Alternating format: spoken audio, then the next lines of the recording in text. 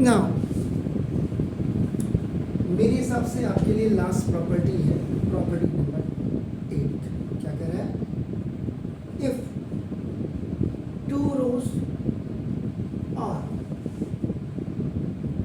columns of a determinants are proportional, then its value is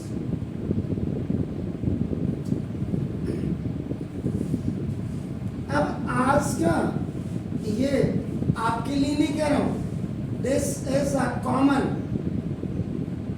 for every child of the nation.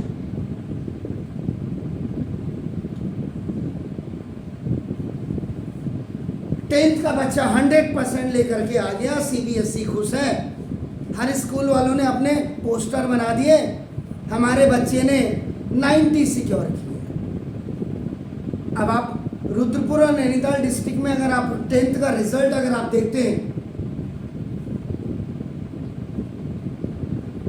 तो रुद्रपुर ही एक ऐसा शहर है जहां रुद्रपुर डीपीएस में 100 आई है। बाकी आप हल्द्वानी में सबके उठा करके ले लीजिएगा, 97 से ऊपर कोई नहीं पहुंचा है परसेंटेज में, कोई भी स्कूल। वो भी छोड़िए, यहाँ पे बात आ रही है इस वर्ड के कारण मैं कह रहा हूँ। पहले 9th में एक चैप्टर होता था रेशियो एंड प्रोपोर्शन, जो आपके भाड़ू टीचर्स की वजह से, मैनेजमेंट की वजह से और नेताओं की वजह से, क्योंकि नेताओं ने तो पढ़ना नहीं है, उनकी औलादों ने पढ़ना नहीं है, फुल ऐस है उनके बच्चों की। ये आज के 12th के बच्चे को, 11th के बच्चे को, 10th के बच्चे को अगर आप पूछेंगे रेशियो एंड प्रोपोर्शन क्या है, तो सूखड़ा साफ है उसका। इसमें टाइप्स ऑफ रेशियो जाते हैं, रेसिप्रोकल रेशियो जाते हैं, कंपोजिशन ऑफ रेशियो जाते हैं। कंपोजिशन ऑफ रेशियो में कंपाउंड रेशियो, डुप्लीकेट, ट्रिप्लीकेट, सब ट्रिप्लीकेट, सब डुप्लीकेट, ये सारे आते हैं।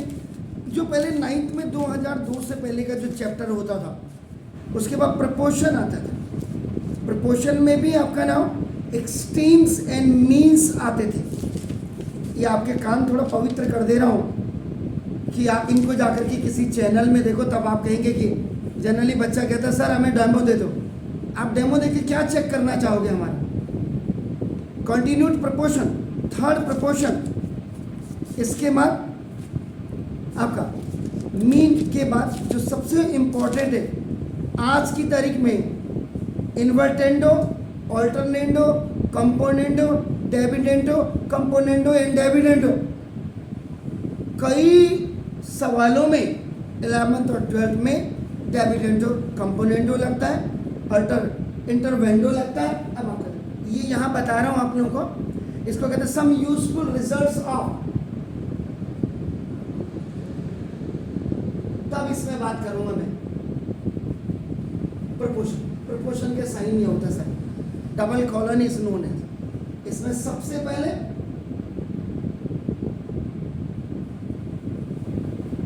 इन्वर्टेंडो। इन्वर्टेंडो का मतलब क्या? तो देखो, if A by B is equal to C by D है। एक्चुअल में इसको लिखने का जो ताली में देखो, A by B by C by D, ऐसे लिखते हैं इसको। A ratio B proportional to C ratio D, ऐसे लिखते हैं, जो आज एक 12th के बच्चे को पता ही नहीं। एक्सेप्शन केस हर स्कूल में सर, उन्हीं की वजह से रिजल्ट भी निकल रहे हैं। इन्वर्टेंडो में आपका क्या होता है? देखो दिस का B upon A is equal to D upon C हो जाता है। This is called the invertendo. If you talk about the alternendo, alternendo का मतलब देखो, A by B is equal to, अगर आपका सी बाई डी है तो ये आपका क्या हो जाएगा? जब आप A by C is equal to B by D लिखेंगे, यानी कि बी और सी को आपका रिप्लेस करेंगे आप एक दूसरे से। दिस इज कॉल्ड द आपका दिस इज ऑल्टरनेंडो। इसके बाद आपका देखो ना this the componendo. Componendo, componendo means plus आपका this A by B is equal to C by D, ये हो गया। तो ना इसको अगर आप A plus B by B is equal to C plus D by D करेंगे, ये आपका ऑल्टरनेंडो हो गया। बिल्कुल पता नहीं है 12th के बच्चे को सर ये कैसे हो गया, तो ये this is the dividendo, this is the A by B is equal to C by D, तो ये आपका A upon this A minus B upon B is equal to C minus D upon D, dividendo का। और जब आप इसको दोनों properties को आपका यूज होई कंपोनेंडो एंड डिविडेंडो जब होता है तो a by B is equal to C by D, ए तो ये जो a plus B upon a minus B is equal to C plus D upon C minus D. ये आपका नाम, ये कुछ प्रॉपर्टीज आपकी रेशियो एंड प्रोपोर्शंस की है जो किसी भी बच्चे को कॉम्पिटिटिव लेवल के साथ पढ़नी चाहिए। ना तो स्कूल वालों को कोई मतलब है, पेरेंट्स दंगा करें ना, पेरेंट्स स्कूल वालों के कान क्यों नहीं खींचते हैं? ये क्या सिलेबस की आपने रेड मार करके रख दी।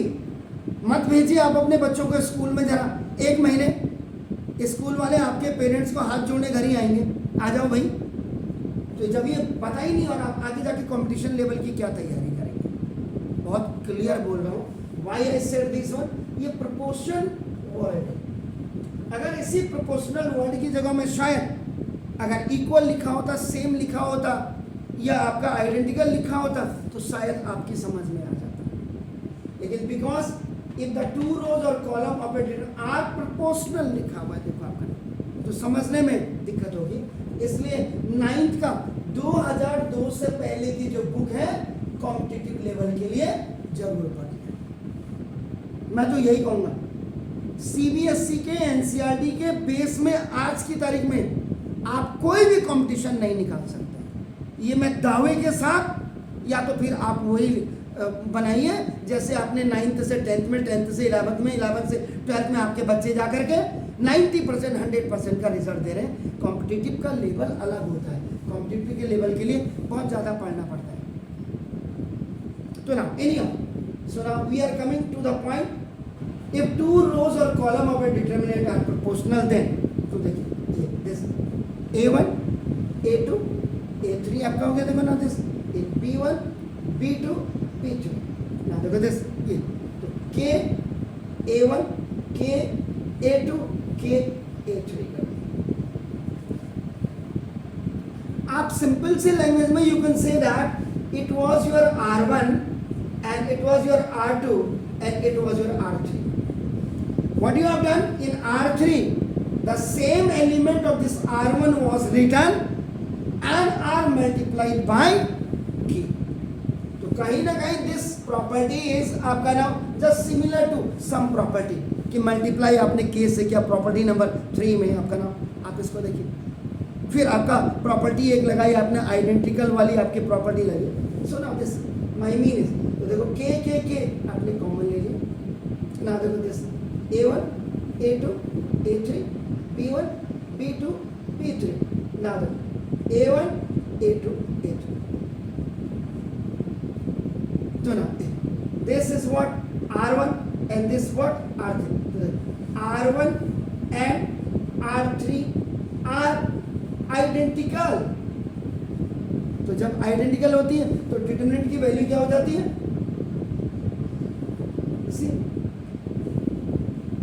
दोनों सेम आ गए। देखो r1 एंड r3 दोनों सेम है तो आइडेंटिकल हो गए।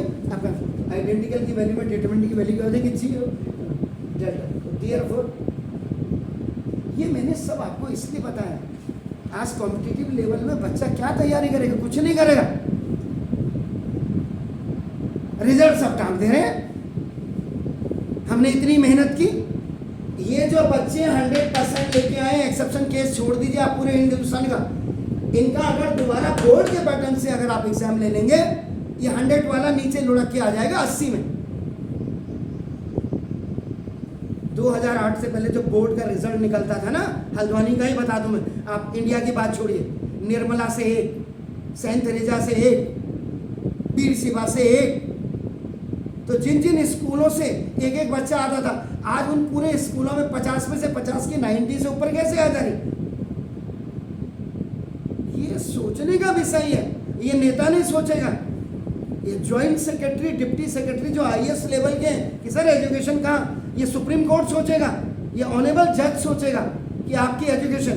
ग्राम प्रधान को आपने अंगूठा छाप हमारे ऊपर बिठा दिया आपने। स्कूल खोलने के नॉर्म्स, आपके पास जमीन है, स्कूल खोल दीजिए, क्योंकि हमारे जैसे बेवड़े मिल ही जाते हैं आपको नौकरी करने के लिए। तो दिस वन द रीजन, आप बहुत ज़्यादा शार्प होइए। पढ़ाई के लिए आपका नाम एनसीईआरटी को छोड़ करके अदर रेफरेंस बुक के हिसाब से आप तैयारी करें।